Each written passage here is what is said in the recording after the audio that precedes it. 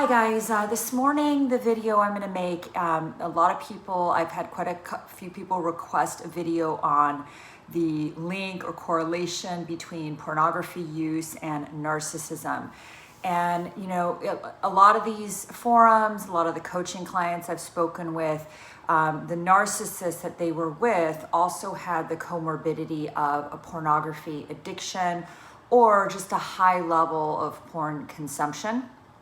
And you know, the question is sort of what came first, the chicken or the egg? Is the narcissist, do they have a higher proclivity for watching porn because of their narcissistic tendencies?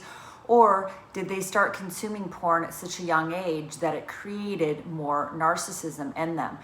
So researchers, this is being explored quite a bit right now. I think his name is Thomas Casper, if that's correct, Dr. Thomas Casper from the University of Houston is doing quite a bit of research on the correlation between pornography and narcissism. There's quite a few others as well.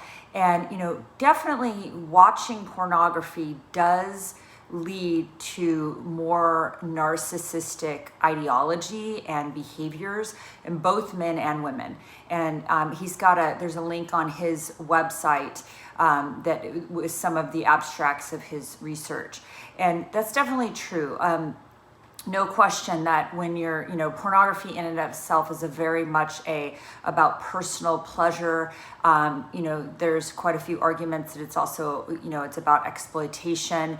When you're looking at pornography, it's really about, most mainstream pornography is very degrading towards women. There's an increase in sexual violence. There's correlations between pornography consumption and sexual violence. The pornography in the porn industry is getting more and more violent. So certainly watching that, especially at a very young age, is going to affect the way that a person looks at women, or even not just women, but the person of the opposite sex. In particular, pornography typically, focuses on women. The violence, most of the women, or the violence in pornography is directed at women. It's not typically the other way around. There are some exceptions to that, but pornography is also about objectification of humans. So, when you turn humans into an object, which is what pornography does, then and all of it's all the people that are in the porn film, they're all objectified because they're all objects that we're using for like this personal sexual pleasure, right? So when you turn a human into an object, then you are more likely to engage in violence against an object. That's very well documented in the research. I'm not just making this up. That is very well documented. So we did that in the Holocaust with the Jews, turned the Jews into things, and then it's much easier to dispose of, commit violence against, and kill things if they're not human. So you're dehumanizing people. So of course, the more you consume a medium that dehumanizes people and turns them into things, then I can't see how it wouldn't change the way you think about humans, right? So that's certainly a huge part of it, I think. I would love to see much more money and research put into, this field, because, maybe this uprise in this highly narcissistic culture, maybe this fact that we have a lot more sort of narcissists, a lot more people being diagnosed with full-blown narcissistic personality disorder. I mean, maybe there's a strong, correlation between early porn consumption and, narcissism. I mean, I'd love to see a lot more research out there on it. But no question, most of the people in these forums, their partner, typically the male, but often the narcissistic female too. Women can totally be addicted to porn as well. So this is not just a male issue. certainly not. But most of the people in these forums are reporting that their narcissist that they were with also had a pornography addiction or high use of pornography. And, you know, again, it's like anytime you are treating, you know, a person like a thing, why wouldn't you create violence against it, either psychological violence, emotional violence, or physical violence? You know, it's a thing to you. So you can treat your things how you want. You can kick them, you can abuse them, you can gaslight them. So I do think there's a very strong correlation between these two issues, and maybe it's not even two issues, maybe it's one issue.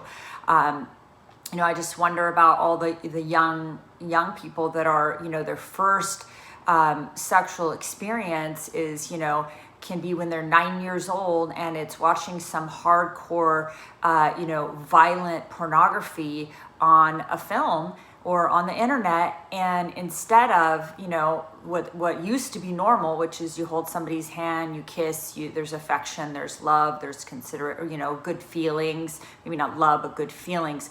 You know, your first sexual experience has changed drastically just in the last 15 years, or 20 years, where people's first sexual experience is with this exploitative, you know, medium of sexuality that's shown on, you know, the internet. And it's not about love. There's this website called Fight the New Drug, and it's not religious, it's not political. It is basically encouraging people to consider before consuming. And they have a lot of researchers, they have a podcast, and they talk about, you know, that really, you know, porn kills love, and it kills the affection that you know, it kills the affection for another human being. It stops you, you know, from connecting to another human being, or it diminishes that connection. And ultimately, as humans, we're all seeking connection, right? Even the most extreme narcissists, they're seeking connection, yet, you know, we're engaging in something that is diminishing and killing connection. So yeah, I mean, there's a real link, I think, between the two. You know, narcissists tend to treat people as objects. They tend to be very disconnected during sex. You see on these forums, like, or with the coaching clients that I've worked with and with the literature, that it can usually manifest in one of two ways. Like, one way, it can be that the narcissist has like a very high sex drive, and they have a high interest in sex, and they're constantly, you know, trying to have sex with their partner as well as multiple other partners, and they're, you know, being degrading and asking that partner to perform all sorts of sexual things that make that partner uncomfortable. And then also, you know, that partner feels used, and the sex that they have is like this very non-emotional, disconnected, dysregulated, sort of vacant, you know, robotic sort of sex in terms of the emotional content. You know, maybe the sex is physically good, but it's very like detached emotionally, and that's, a lot of people report that, like this hypersexuality. Then another thing you see often with narcissists is sort of the opposite, where they use sex, they withhold sex. They withhold affection, they withhold kissing, they withhold cuddling, they withhold snuggling, and, you know, like in general, they just withhold sex. And when they have sex with their partner, again, the partners report the same sort of thing, where they felt like they were this masturbatory tool for the narcissist, and it was disconnected, it was cold, it was not emotional, it was lacking in human connection and intimacy and, you know, kindness, right? So but when people are reporting, you know, what the sex is like with the narcissist, sometimes it can be very good, especially, I mean, the narcissist may have watched thousands and thousands and thousands of hours of pornography, or they've had sex with many, many, many partners, unbeknownst to their partner that thinks that they're in a monogamous, committed relationship, right? So technically, the sex might be very good, especially since the narcissist is all about performance, and they're performing, you know, good sex so that they get that validation, right? For being like a Casanova lover. But in both cases, most of the clients I've talked to and on these forums, what you find is it's very much this emotionally disconnected experience. So it leaves the partners feeling like sort of empty or used, or like not cherished, not adored, like really wonderful sex can be between two people that care for each other, and there's consideration, and there's it's not used as a, you know, for performance or validation. It's used for sharing and loving and connection and reciprocity and, you know, consideration. So, you know, I definitely think that there's a huge issue here, you know, with the, you know, pornography addiction, the sex addiction, and the narcissism. They all, it's sort of this soup of, you know, where these things are very connected. It's not, I don't necessarily think they're distinct things. So if you were with a narcissist and you experienced some of these things where, you know, you either had this poverty of sex where they withheld sex, they withheld affection, or there was this hypersexuality, but you felt like you were used, you know, doormat. Either way, you know, most of the people report that the sex with the narcissist was odd. It was off. It was not right. It wasn't fulfilling in a very loving, connected, emotionally intimate way. So yeah, unfortunately, it seems like most of the narcissists are also, they have the comorbidity of pornography addiction or sex addiction. And, you know, they're needing that for the validation.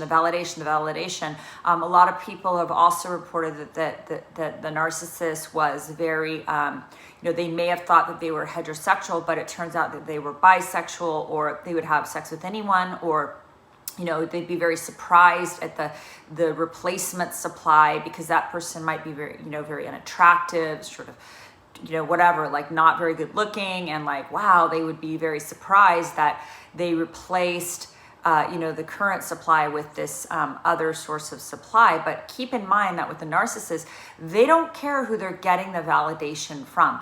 They will take it from anyone. They will take it from, you know, if they're a male narcissist, they'll take it from another guy. They'll take it from a goat. They'll take it from a, you know, whatever. Like they just need validation. So they will have sex with basically anything that shows them any sort of attention or any sort of, you know, validation, because they're so desperately seeking this external validation. And, you know, often people will find out when they were in a relationship with a narcissist that that narcissist had a secret life that included, you know, pornography, massage parlors, hookups, you know, maybe gay hookups when they thought that person was, you know, heterosexual and monogamous. You know, they're on, you know, Craigslist Backpage or whatever. I don't know all the different things, but they're on all these different sites for like gay hookups or whatever. And here this person was presenting in the relationship to be like a long-term monogamous, like married person, and, you know, the mask of normalcy, when underneath it they have this totally hidden, you know, sort of gnarly sex life. That is very, very common. Almost everyone who's been in a relationship with one of these people reports, you know, very similar scenarios. So I'm really sorry if you were in this, especially if you were duped. You thought you were in a normal relationship and you found out that the person you were with was hooking up with dudes on the internet, or other, or 50, you know, lovers or whatever. Like, I'm so sorry. I know that this can be very painful, especially that when it shatters your delusion of like true love, and companionship and commitment and fidelity. But there is help for you. There's healing for you. And, you know, that person's behavior has nothing to do with you. Like, you have nothing to do with that. You didn't drive them to cheat. You didn't drive them to go on, you know, Grindr. You didn't drive them to do any of that. These were all choices that they made. And they did make these choices based on a mental illness, a personality disorder, or a sickness in their soul and their spirit and their mind. I understand that, but you didn't make those choices. You're not responsible for anyone else's behavior. You're responsible for your healing, your growth, getting well, getting better, and doing the best you can do. And then in the future, really paying attention to the red flags so you can vet your next partner, and find somebody who is not dishonest, who is authentic, and who, if they have a pornography, if they watch pornography, or if they have a pornography problem, they're dealing with it. There's some recovery programs for this. There's, SLAA, Sex Love Addicts Anonymous. There's SA, Sex Addicts Anonymous. I mean, there's all sorts of programs. There's 12-step recovery. There's rehab treatment centers where people can go. The Meadows and other ones, Corone, I think, where they can heal from their love and sex addiction or their porn addiction. So, these things are pretty rampant in our culture right now. It's not like this isn't this is a pretty rampant thing even without, outside of the narcissism field, this problem of sex and porn addiction, but there is help for it. So you can certainly be with somebody who has some of these issues, but they're looking at them, they're dealing with them, they're going to therapy, they're dealing with that attachment disorder, they're going to, 12-step recovery for this. So there is hope, but the problem with narcissists is most of them will deny it till the day, they'll just deny. They won't address it. They won't do any work around it. They won't go to therapy. They won't even acknowledge that they have this problem. So your best bet is to heal yourself, get out of the sickness, get out of that relationship, and do the work to find, somebody who's spiritually, emotionally healthy and grounded, or who's working on their shit. So hope this helps you guys. I hope you have a great day and thrive. That's all, just thrive in your life. Thank you. Bye-bye.